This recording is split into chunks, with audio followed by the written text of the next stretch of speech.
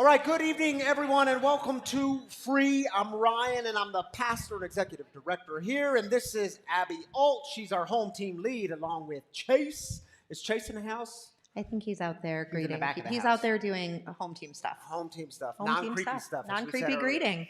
Well, hey, I'm glad y'all are here. Welcome to all of you online, wherever you're joining us from, whatever city, state, country, living room, bathroom, dining room, wherever you're joining us from. We're glad you're here. We're glad you're part of this community. And I should tell you all that this is a community for addicts, loved ones of addicts, and spiritual refugees. And what we do here is break the silence of addiction and create space for healing, recovery, and spiritual connection. And there is one thing we don't do here at Free, and y'all can shout it out, all four words on a count of three. 1, 2, 3. We don't do shade. We don't do. That's pretty good. Shit. They did a really good job. pretty Proud good. of y'all. Okay, Abby, tell us. So Abby and Chase led our home team gathering tonight for like an interests meeting. Tell us about it. How was it? Yeah, so we ended up having a home team event today, and we had about 30 people who were interested in joining home team. If you were wondering kind of what home team is, it's a great way to plug into the community. We like to think of it as a way to create friendship and fellowship. So it was an incredible experience. If you are interested in joining the home team or learning more about it, feel free to either come up to me or my husband Chase, and we'd be happy to get you signed up or get you some more information. Absolutely. Thank you for doing that, Yeah. Abby. I walked in. It was a packed room with pizza. I mean, I even made a PowerPoint. You did make a PowerPoint. Yeah. It was beautiful. It was like really, really professional. We're professionals here. Yes, we don't mess around. Yes, we don't mess around. All right, Abby, tell us what else is coming up that folks might want to know about, like this Thursday night. Yes, this Thursday night we have our sober open mic night Woo-woo! that we are partnering with the Phoenix. It is an incredible time. It's so fun from 7 to 9 p.m. It is sponsored by CARE, Colorado Artists in Recovery, as well as Spiro Recovery. And the performer spots are all filled out. Everybody's coming to perform. So make sure you come and check it out, 7 p.m. This Thursday. Yes, so you can't perform if you're not signed up because that's full, but come and support the performers who are coming up here who are getting brave enough to do their thing. It's a So big deal. fun. So we're going to come and support them, and it's going to be all kinds of fun. So fun. It's such a Yes. good time. I mean, there's just great performers in this community. Absolutely. And I think I skipped welcome bags, didn't I? Oh, yeah. And if this is your first time joining us here at Free, we're so happy to have you. Outside of the store, we do have welcome bags. They have some freshly roasted wagon coffee, some free swag, as well as a Connect card. So you want to make sure you sign up that Connect card so we can keep you in touch with all the happenings here at Free, like our open mic night on Thursday. That's right. Yeah. All right. Thank you, Abby. Anything else? Nope, that's it. Okay. Thank you, Abby. What's that? Abby does Thank rock. you. Yes, she does rock. Hey, let me tell you this before we get into the evening. So some of you might know that in 2 weeks from now, is it 2 weeks? Next week's 25th. Yeah. April 8th, anyway, is Easter here. I know Easter's on a Sunday, but we celebrate it. We recognize it on Saturday night because we don't meet on Sunday. So we're in the middle of this habit series, but we're going to take a 1-week hiatus to do Easter and celebrate like people in recovery. We know something about dying and then resurrecting, coming back to life, right? We know something about this. A very important thing for us to recognize here. Rashad Sutton. Rashad, stand up so people can see Rashad. He is our guest storyteller on Easter. I can't wait for y'all to get to know Rashad more. He's going to kill it. I'm so happy that you're going to be with us on Easter Saturday. Okay, y'all, the way we start here at Free on a Saturday night is with celebrations. We lift up the good. We start with gratitude. We start with what we do have. And so we take 3 minutes in this community to celebrate the good, whether that's a sobriety anniversary, a birthday, a new baby, a new home, a new job, whatever the new thing in life is, we want to celebrate it together. We believe that God joins into celebrations with us. If you're online, just simply drop your celebration in the YouTube comments, the Facebook comments. We'll celebrate with you there. My wife, Tammy Canaday, is not here tonight. She was here at the 5 o'clock service. If y'all haven't checked out the 5 o'clock service, it's pretty cool. You might want to check it out. She was here at the 5, so she left to go home, but she's online. She's got the laptop at home for this service, so she'll be responding to you all online. But we'll take 3 minutes. Just raise up your hand, or Matt, or who's got the other mic? Oh, Darren in the back. They've got mics. Oh, you're all queued up. All right, let's get this party started then, shall we? Hey everybody, my name is Sam. I appreciate you being here. 2 months ago, I'm celebrating 60 days. 2 months ago, I was an loper or just an itinerant individual because of my addiction. And now I have a job and housing, and things are coming together. All right, man. We'll celebrate that with you. Congratulations, Sam. My name is Wendy, and I celebrate 8 years today. All right, Wendy. Congratulations. My name is Jess, and I am celebrating graduating college a lot sooner than I expected. Way to go, Jess. My name is Kayla, and I'm 25 days sober. All right, Kayla. Congratulations. I'm Brandy, and I hit 7 days yesterday. All right, Brandy. Congratulations. My name is Felicia, and I found new hobbies. All right, we'll celebrate that. That's beautiful. My name is Dalton, and I reached 35 days today. 35 days. Congratulations. My name's Tina, and today I paid off all my student loans. Way to go, Tina.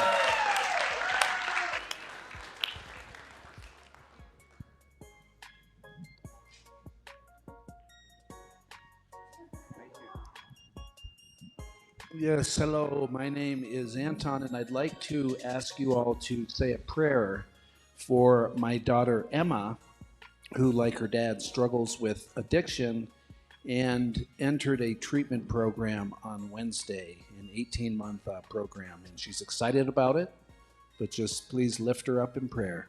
All right. Celebrating Emma and praying for Emma. Glad you're here, Anton. Hi, my name is Travis, celebrating 19 days today sober. All right, Travis. Congratulations.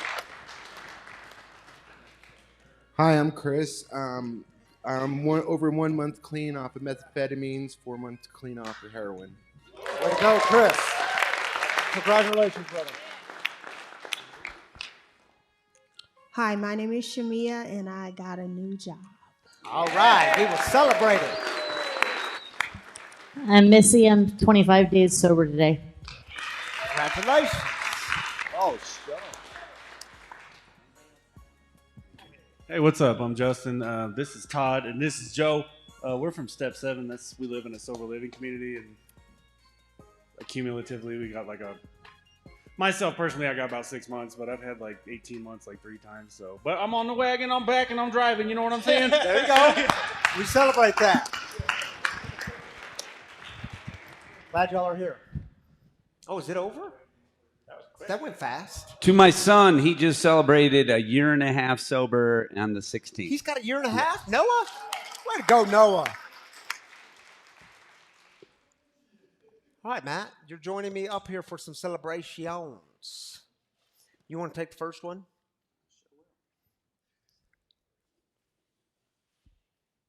Bobby? Shame him if you have to, you know what I mean? Look how green you are, Matt. You look sick. Green with envy. Green with envy. Shall we come back to it?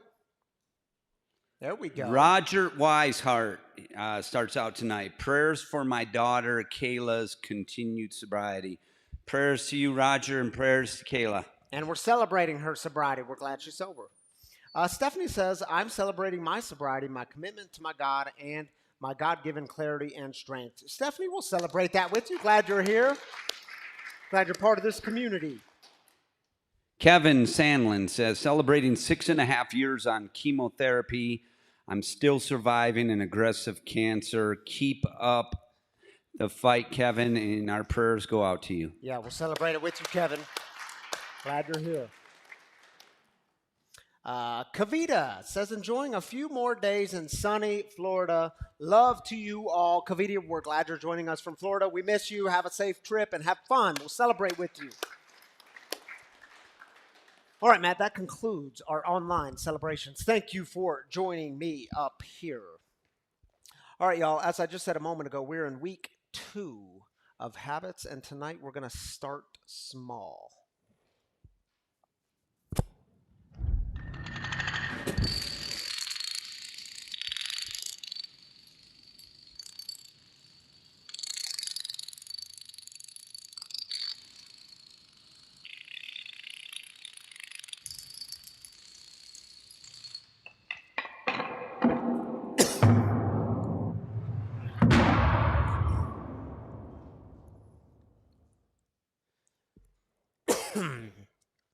Pardon me, y'all. I swallowed my tea wrong.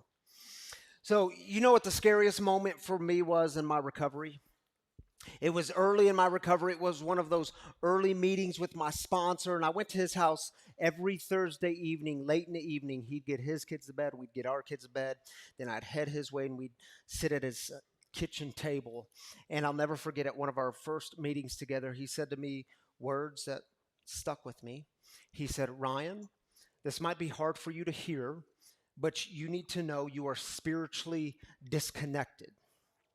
And when he said that to me, y'all, there was like this anger that bubbled up within. And I didn't say it out loud, but I said it to myself in my head. I said, "Man, you know what your problem is? You just don't know me."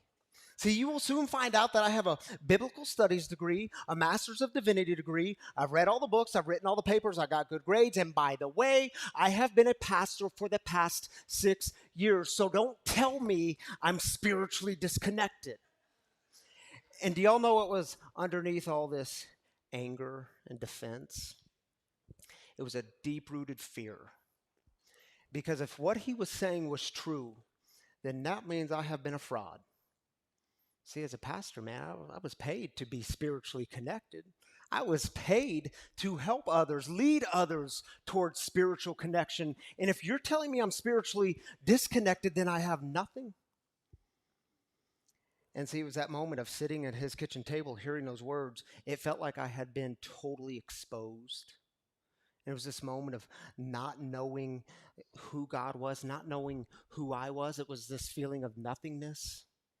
And see, it didn't start this way, because I can tell you, as a little boy, I had a very deep and, I think, real spiritual hunger. At the age of 4, I tugged on the preacher's coat and told him I wanted to know more about God. At the age of 7, for Christmas, I asked for a Bible, and my mom bought me a Bible, and I started reading scriptures. By the age of 10, I had a prayer practice in my life, and I kept prayer journals, and I would actually pray for other people. But then y'all know what happens. Life happens. You get betrayed, or you experience some deep wounds. You go through some trauma.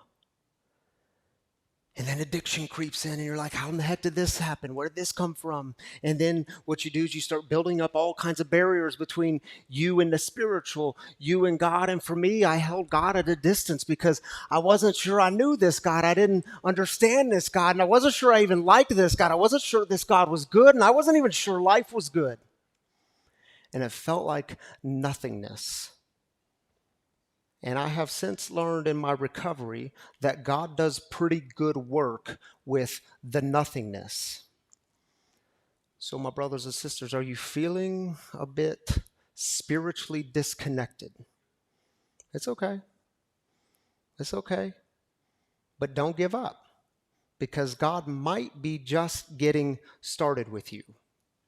Now, in the first century, the Apostle Paul, he wrote a letter to the people in Galatia.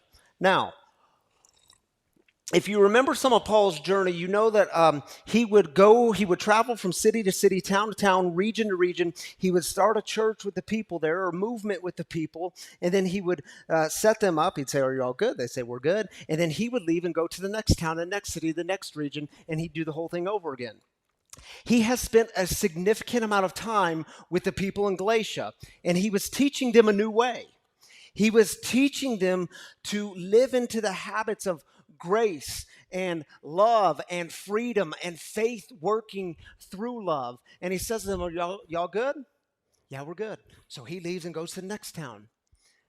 But soon after, he gets word that the people in Galatia, the people he started a church with, they're going back to all their same old habits. They're back to setting up barriers, telling people who can come in and who must stay out, telling people who's worthy of God's love and who's not worthy of God's love, telling people that they have to do some sort of religious practice in order to earn God's favor, in order to earn God's love. And Paul writes this letter to them. You can find this letter in the New Testament. It's called Galatians. You can read it in about 30 minutes. You can read it later tonight. He writes a 6-chapter letter to them, and he essentially says to them, "Listen, you all are spiritually disconnected." And his critique towards them, he was relentless. In fact, he starts his letter by saying, I'm amazed that you are so quickly deserting the one who called you in grace and you're turning to a different gospel. You're going back to an old way. In the middle of the letter, he says, seriously? I leave and this is what you turn to? He says, you foolish Galatians, who put a spell on you? And then towards the end, he says, have you guys forgotten? It is for freedom that we have been set free, and you want to go back to the chains? Their mentor, their sponsor, was telling them that they are spiritually disconnected, and I wonder if they had some of the same fears I had. He says, y'all want to know how to live a spiritual life? You want to know if you're living in spiritual connection? What kinds of things are being produced in your life? The tree that is your life, what is the fruit on that tree? He says to them, but the fruit of the Spirit is love, joy, peace, patience, kindness, goodness, faithfulness, gentleness, and self-control. And see, if these are the fruits of a spiritually connected life, it's easy then to understand why in active addiction we are spiritually disconnected. And it's not just about addiction. Because the truth is we could get stuck in all kinds of unhealthy habits along the way. And when we enter into a life of recovery, we're on a journey towards these things. But let's be honest, the good things can still be a little scary, can't they? Love, joy, peace, patience, kindness, goodness, gentleness, faithfulness, and self-control. You say love. Yeah, I tried that. But I've been betrayed before. I can't open my heart to things like that anymore. Joy, yeah, I had that, but then the other shoe dropped, and now joy is just a little bit too risky. And peace, how do I have peace when all I've ever known, what I was raised with, was chaos? And patience, I don't want to wait anymore. I wasted enough time in active addiction. I want everything to be better now. I want everything to be bigger now. And kindness, yeah, I tried that one too. I got walked on. It didn't work. And goodness, you say, nah, I don't believe in goodness because I've seen too much. I know how people really are. The faithfulness to what's right, man, sometimes I just want to do the wrong thing because it's an easier, softer way. Or sometimes, let's just be honest, I want to do the wrong thing because it's more fun. Gentleness, yeah, I tried that one too. And you got to understand, in my world, I've got to fight for what's mine. And gentleness doesn't get me places. And self-control, don't even get me started. How am I supposed to have self-control when all this brain ever tells me is more, more, more? And listen, y'all, I get it.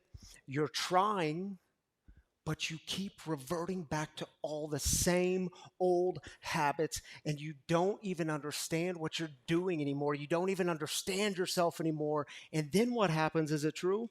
We start to take our identity, who we are, and tie it together with all those moments of failure. You been there? And you know what's so interesting to me?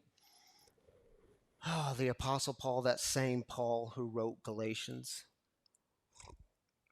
And you read Galatians and you think to yourself, it's only 6 chapters. And you think, man, this dude has it nailed. Like, he only has healthy habits. This dude doesn't fall. He doesn't stumble. He doesn't have any failures. But he wrote another letter. It's also found in the New Testament. It's called Romans. And if you really want to understand Paul's views and thoughts on God, you have to read Romans. And I've always found these 2 lines, just 2 lines, so fascinating. Right in the middle of the letter, he says this: I don't know what I'm doing because I don't do what I want to do. Instead, I do the thing that I hate. Then just a few verses later, I'm a miserable human being. Who will deliver me from this dead corpse? Yeah, you ever felt like that? You keep doing the thing that you hate and you don't even understand yourself anymore. And then you tell yourself you are all those failures and look at me, I'm just a miserable human being. And I can't help but wonder, was Paul speaking to his deepest moments of nothingness? And y'all do know God does some pretty good work with the nothingness. You want to experience spiritual reconnection? Let me offer one very simple idea. Start small and don't give up. Start small and don't give up. See, the problem is we get stuck in always doing the thing that we hate and we feel like failures. And then we say to ourselves, well, why bother? It doesn't work. I'm just going to fail anyways. And you probably have lots of experience in this. So on Sunday night, because we love to make commitments on Sunday night because Monday's the start of a new week. Sunday night, you say to yourself, I am going to commit to losing some weight. I'm going to lose some LBs. I'm going to stay away from sugar. Because we're in a room full of addicts and alcoholics. How many of y'all love sugar? I'm going to stay away. You didn't have to raise your hand on that. I'm going to stay away from sugar, and things are going great. You go to that meeting on Monday morning, and some alcoholics love to bring donuts to meetings, don't they? And there's a box of donuts sitting there. But you walk past that box of donuts because you are a new creation, and God is giving you strength. You go sit in your chair, but then you get up and go to the bathroom, and you see that box of donuts again. And you just tear one in half. You're just going to have a half a donut because you're strong. You ain't going to eat the whole thing in one setting. Who would do something crazy like that? So you eat half the donut. And it feels good. Does it taste good? If that sugar hits you and you feel good. And you sit down, but you say, I'm strong. I ain't going to eat the other half. 7 minutes go by and it's like a new movement has happened. And you didn't eat it all in one setting. So you say, you know what? That donut's still there. Nobody took it. I might as well eat it. And then you're in a cycle. And the next day, you're eating more donuts. And you never really started. Or maybe you try to get like some sort of prayer practice in your life. You made that commitment. Man, Monday morning went great. You spent time with God. Tuesday morning went great. You spent time with God. But the problem is Tuesday night you stayed up late binge watching Love is Blind on Netflix.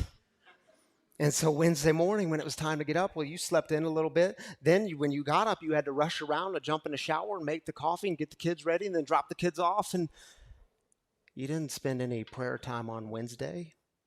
And then by the time Thursday hit, you said, well, I already missed Wednesday. I might as well give up on starting. Or maybe with your recovery, you made some commitments and you said, man, it's time for me to actually be connected. I'm going to go to meetings. I'm going to call my sponsor. Actually, I'm going to start meeting with my sponsor. I'm going to reach out to other people. And life was going great for a bit in your recovery. But then you went on that 7-day Caribbean vacation and it was good. You got to relax. But you didn't really stay connected there. And you get home and you're like, well, I was fine on that vacation. Last week was fine. And you never really start. My brothers and sisters, start small and don't give up. Our boy Breck, he's 7 years old. He's been doing martial arts twice a week, every single week for the past year. And if you don't know anything about martial arts, Breck is demonstrating it for you. It starts with the white belt. So this was several months ago. It starts with the white belt, and then there's several colored belts in between, and then it ends with the black belt. So 2 weeks ago, me and Breck, we meet with his trainer. And this trainer is walking us through the process of what it takes to get a black belt. And he's got Breck on a multi-year plan to earn the black belt. And I asked him, I said, so when you finally get to a black belt, what do you have to do? And oh my goodness, y'all, it is intense. It's like thousands of hours of practice and discipline and putting certain principles into practice. And here's what I learned in that meeting. Which belt do you think is the hardest belt to get? I thought it was the black belt. And it's the exact opposite. If I'm understanding correctly, the white belt is the hardest belt to get because most people never start. They look down the line, they see what it takes to get the black belt, and they say, why bother? I'd fail at that. And what I learned in that meeting was a black belt is just a white belt who never stops training. You see, start small and don't give up.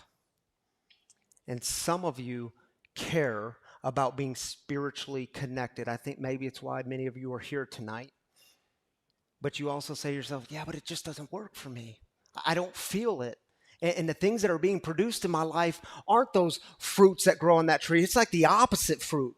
It's like the fruit I don't want. And let me ask you an honest question. Have you really started? When you look at your life, can you answer that honestly? Have you really and truly started? So tonight I want you to think about, what is one habit, just one, start small. What's one habit you can start to improve your spiritual connection? And if the fruits of spiritual connection are love, joy, peace, patience, kindness, goodness, faithfulness, gentleness, and self-control, what's one habit you can take on to improve your spiritual connection?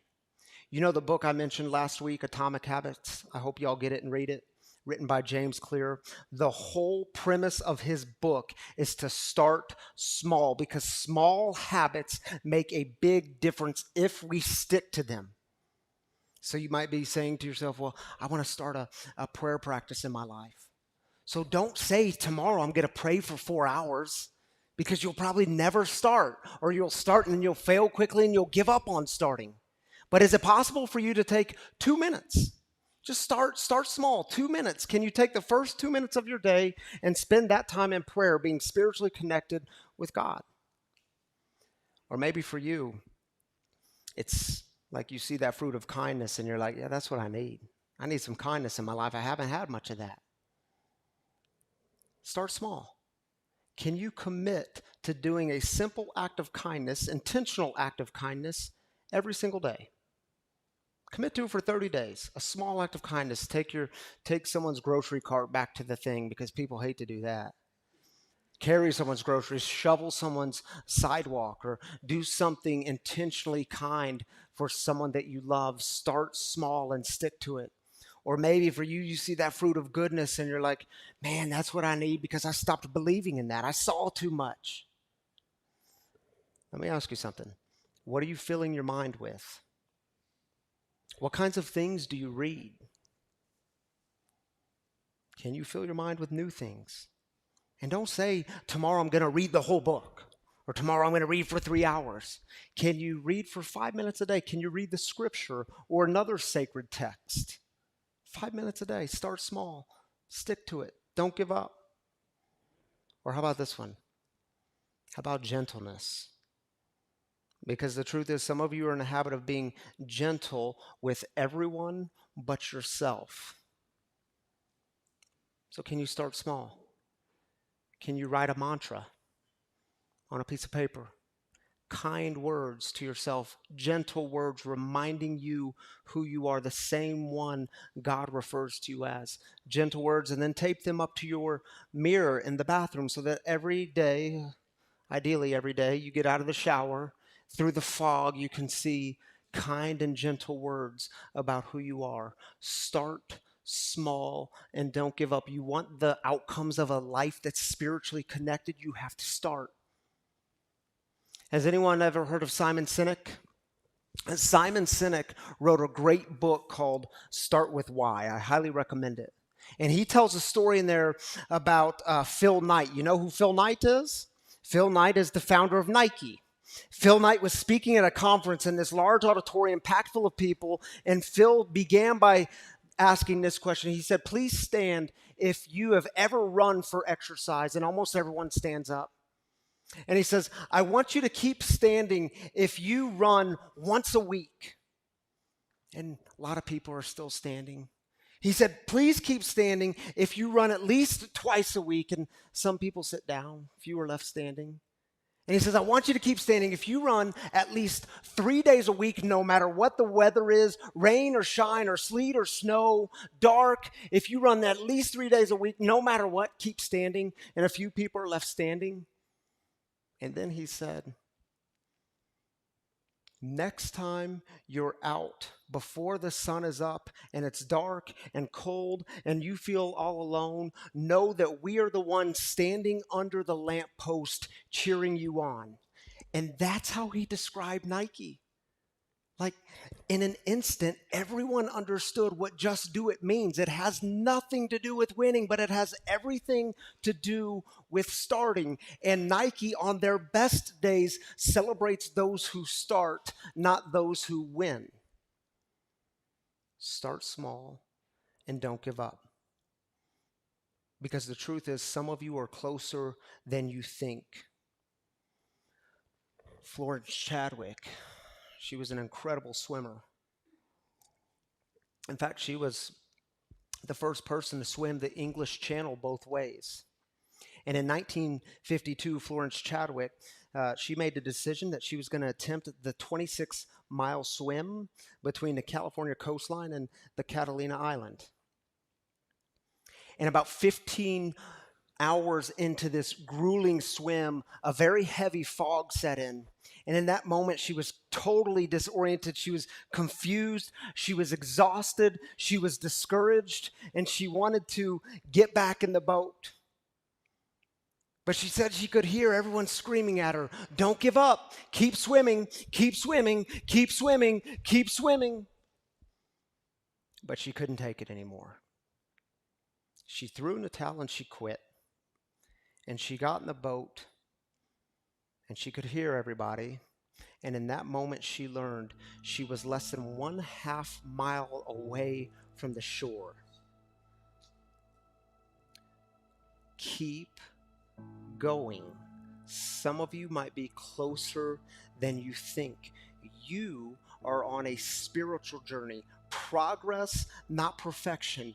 Don't give up. Keep doing those little habits and stick to them. Keep doing the things that lead you to that good spiritual fruit. And listen, y'all, I do get it. I know we lose our way sometimes. The fog of life sets in. And you're tired. You're exhausted. You've been burned. You've been betrayed. You don't know who God is anymore. You don't know who you are anymore. And giving up is easier. Going back to the old way is just easier. Don't give up. You might be closer than you think. And that little church back in the first century, that church in Galatia, man, they were tired. They were exhausted. They were always being tempted to go back to their old way because the old way, they knew it. It was more comfortable. They knew how to do it. It was easier. And Paul laid into them, you are spiritually disconnected. But he didn't end there. He ended with a word of hope. And I want to share these words of hope and leave them with you. At the very end of the letter, he said to these people, make no mistake, God is not mocked.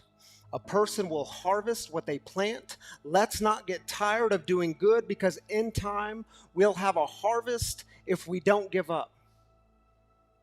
My brothers and sisters, start small and don't give up. So last week I invited you during the song if you wanted to come up and write on a Post-it one word that you were asking God for to get a process started. We talked about systems. And this week I want to do something similar. I want to invite you, if you'd like, you don't have to, but if you'd like, during this song, there's Post-its up here with pens. Write down one habit that you're willing to take on to improve your spiritual connection. And just like last week, at the end of tonight, when y'all leave, when it's quiet in here, I'm going to pray over all these. Start small and don't give up.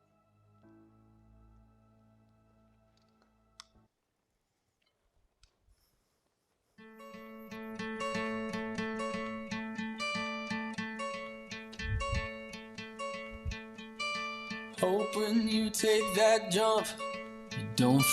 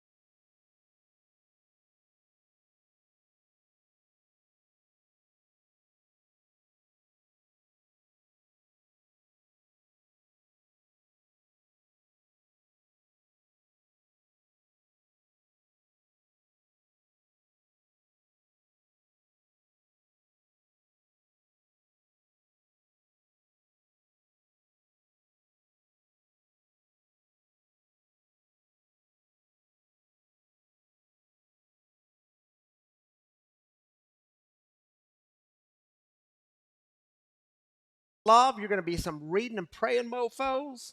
We're going to have a change where if you stick to it.